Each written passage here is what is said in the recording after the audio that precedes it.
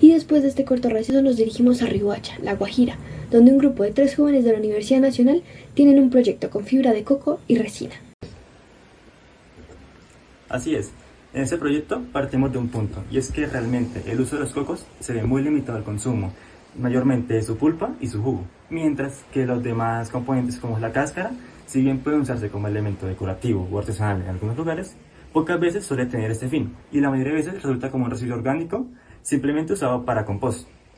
Al analizar esta situación, quisimos intervenir y ver desde nuestro punto de enfoque de ingeniería cómo podría la fibra presente en estas cáscaras influir en la resina poliéster desde un enfoque de biocompuesto. Esta iniciativa además nos permitió ponernos en los zapatos de ese desafío real y afianzar conocimientos adquiridos sobre mecánica, diseño y selección de materiales, siempre bajo una visión completamente ambiental y de sostenibilidad como equipo. Así que una vez definida que nuestra meta sería buscar una segunda vida útil en esa fibra de coco, nos planteamos los objetivos que debimos realizar para cumplir esa labor, coincidiendo en que como equipo debíamos fabricar probetas con distintos porcentajes de volumen de fibra de coco. A estas probetas realizarles ensayos mecánicos como puede ser tracción, flexión en caso de que no se pudiera, impacto y dureza. Eso para analizar a profundidad las propiedades mecánicas que hay en ese biocompuesto. Y por último comparar los resultados obtenidos frente a otras resinas comerciales para ver si realmente la fibra marca una diferencia real y significativa en ese biocompuesto. Pero Sofía, ¿podrías comentarnos más detalles sobre los materiales y sobre los ensayos? Sí, claro, los materiales principales que se utilizaron fueron la resina poliéster 856 y la fibra de coco obtenida de los cocos verdes para la fabricación de probetas, y para la fabricación de los moldes se realizó con yeso. Para obtener la fibra de coco teníamos que primero conseguir los cocos, y los verdes son más complicados de obtener aquí en Bogotá, por lo que se recurrió a obtenerlos directamente en su lugar de producción, que es en la costa. Estos se compraron en Riohacha específicamente y luego fueron traídos acá a Bogotá. El proceso que se realiza con los cocos básicamente es: primero se deben pelar hasta llegar al centro del coco, que es el que contiene su agua. Después de esto, el coco se deja en remojo durante una noche para facilitar su manipulación. Anteriormente se tenía pensado realizarle limpieza a la fibra utilizando hidróxido de sodio, pero por temas ambientales se decidió no realizarlo. Después de dejarlo en remojo, se exprime para poder retirar el agua que tenía en exceso. Luego de esto se puede separar en pedazos más pequeños y así poderlos poner sobre una superficie de secado. La fibra se secó al sol durante 5 horas aproximadamente con un sol de intensidad media, es decir que se utilizó el sol de la mañana. Esto puede variar según el caso de fabricación. Cuando la fibra ya está completamente seca, se pueden obtener más fácilmente los hilos y se utilizaron los que son de mayor grosor. Para el presupuesto tuvimos en cuenta 4 ítems. El primero es los materiales que podríamos utilizar, por ejemplo, el sellador de poros. El segundo, elementos de protección personal, que incluyen overol, botas, guantes, de ser necesario. El tercero son los ensayos, cuánto cuestan los ensayos que vamos a realizar. Y por último, las horas de trabajo, cuántas horas se pagarían, por cuánto tiempo y a qué costo. Se planeaban realizar 3 ensayos, uno de tracción, uno de impacto Sharpie y uno de dureza. Se tenía pensado realizar el de flexión en caso de que el de tracción no se pudiera realizar por diferentes circunstancias. Pero antes de estos ensayos, Yara, cuéntanos, ¿cómo fue la fabricación de las probetas?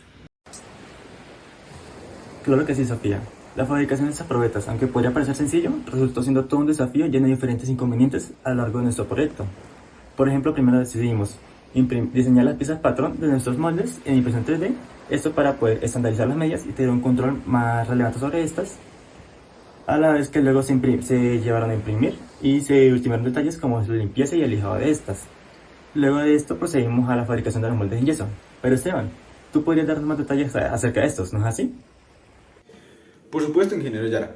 En nuestro caso, además de diseñar el material, también tuvimos que fabricar las probetas, y esta fue quizá nuestra parte más artesanal del proyecto. Trabajamos con yeso para estuco de Yesos del Caribe, usando la relación yeso-agua que se nos recomendó el vendedor. En total llegamos a mezclar cerca de 3 kilogramos de yeso, pero solo alrededor de 1 kilogramo terminó siendo realmente útil en moldes. El resto se perdió en mezclas de prueba, restos que fraguaban en los vasos de mezclado y moldes que se dañaban durante el desmolde. Entonces, con el yeso hubo 2 puntos críticos. El primero fue el tiempo. Resulta que había que mezclar y verter muy rápido estas mezclas de yeso. Si uno se tardaba mucho, el yeso empezaba a fraguar en el recipiente. Y esto generaba problemas de vertido, en el vaciado, terminando muchas veces en moldes agrietados, deformes y directamente pues inutilizables. El segundo fue el tiempo de fraguado. Cuando no se dejó fraguar lo suficiente, varios de estos moldes aparecieron agrietados por dentro o incluso se fracturaron con tan solo manipularlos un poco, lo cual pues no nos dio esa facilidad de uso del yeso. Pero bueno, después de varios intentos y una vez los moldes estaban en buen estado, los sellábamos con un sellador de poros en base de agua lijado para que pues la probeta quedara lo más uniforme posible y la resina no se filtrara ni se deformara durante el curado de esta.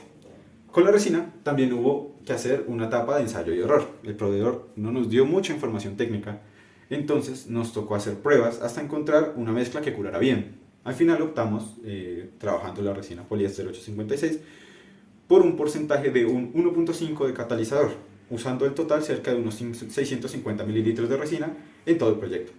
Aquí también fue clave respetar el tiempo de curado. Cuando se desmoldó o se manipuló la probeta antes de tiempo, quedó deformada, con marcas y con concentradores de esfuerzo que la volvían totalmente inutilizable y pues afectaba su comportamiento en el ensayo. Para medir la cantidad de fibra de coco usamos un truco sencillo. Armamos un cubo de cartulina de 1 centímetro cúbico, lo rellenamos con fibra y pesamos la cantidad de fibra que cabía ahí. Con este dato estimamos la densidad y calibramos cuánta fibra necesitábamos para cada probeta, la de 10, 20 y 30% en volumen. Y a partir de estos volúmenes los convertimos a peso, los ajustamos y calibramos también la cantidad de resina por molde con respecto a la fibra, para no desperdiciarla y mantener una proporción coherente entre estas dos. Todo este proceso de fabricación se reflejó luego en el final de las probetas. Por ejemplo, en impacto, las probetas salieron muy bien, muy cercanas a la geometría de la norma, pero por problemas de tiempo no se les hizo la ranura o la muesca que concentraba el esfuerzo, lo cual pues reduce un poco la comparabilidad con los valores de referencia. Y en tracción, las probetas de 10 y 20, que aparentaban tener una forma aceptable, mostraron poros internos y bastante rugosidad, pero en especial la de 20% tenía además una fisura que atravesaba casi todo el cuello, cerca de una de las partes donde se ajustan las mordazas. Y la de 30%, al ser tan densa, la resina no impregnó bien, no pudo pasar las fibras y dejó capas expuestas de fibras. Detalles que podrían parecer menores, pero que a la larga terminaron siendo decisivos en el comportamiento.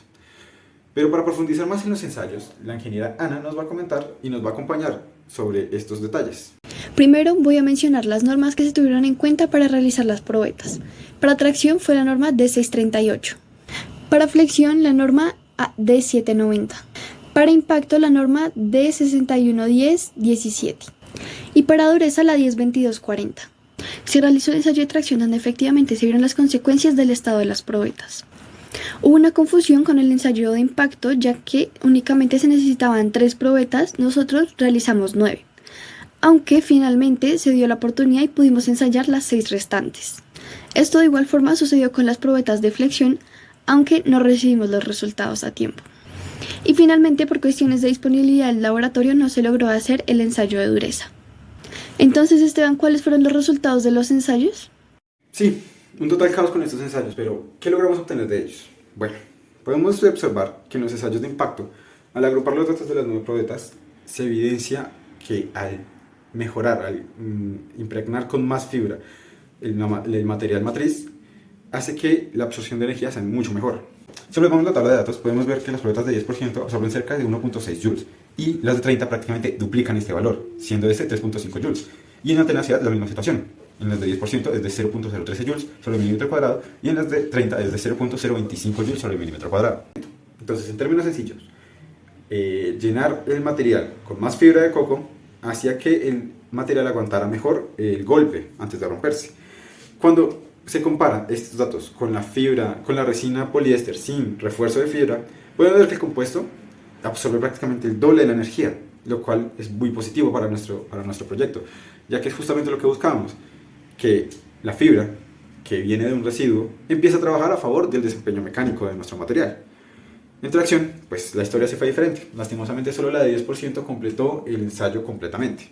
La de 20%, lastimosamente, presentó una fractura muy grave en el cuello, cerca de una de las partes donde se ajustan las mordazas. Y la de 30% también tenía otros problemas que ya mencioné más adelante.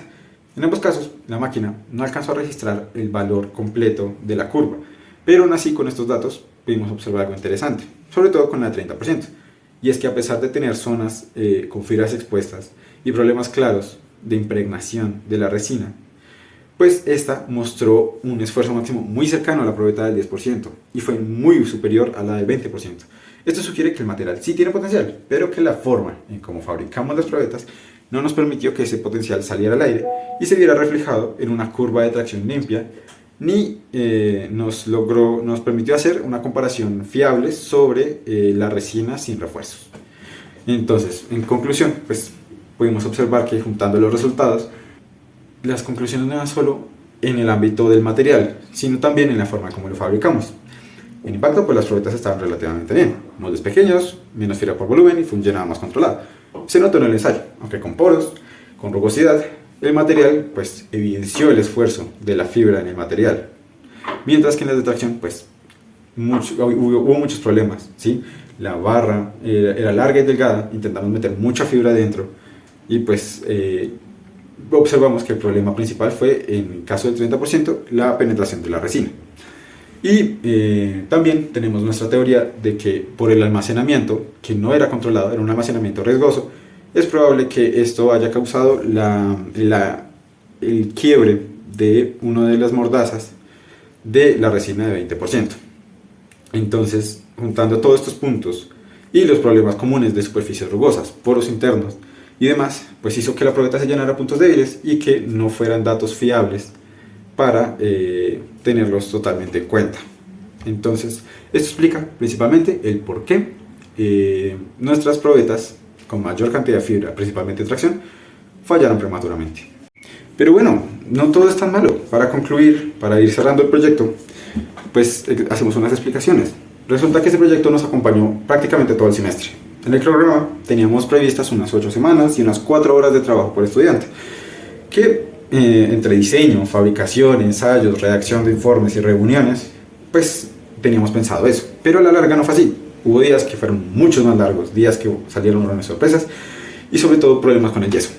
El yeso fue un gran agravante en el tiempo, ya que se quebraba muchos problemas con el yeso.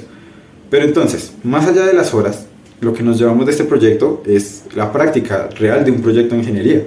¿Sí? Desde pelar el yeso a mano, desde pelear con el yeso que se quiebra todo el rato, la resina que no curaba bien, que no teníamos los datos exactos, y pues discutir resultados, organizar datos, armar informes, organizar los datos para presentarlos en un video, pues eso hace que el proyecto se sienta bastante pesado, pero bastante interesante. En cuanto a los objetivos, pues el objetivo general era que la fibra de coco se utilizara como refuerzo en la resina y pues darle esta segunda vida útil que esperábamos de este residuo y evaluarlo también si podría funcionar como una alternativa sostenible para que pues este material fuera aprovechado, cosa que en ese sentido sí lo logramos. Logramos fabricar las probetas de 10, 20 y 30% utilizando la resina y moldes en yeso. Comprobamos que este material con más fibra absorbe más energía que la resina sin refuerzos por dentro, lo cual pues es un aspecto muy positivo.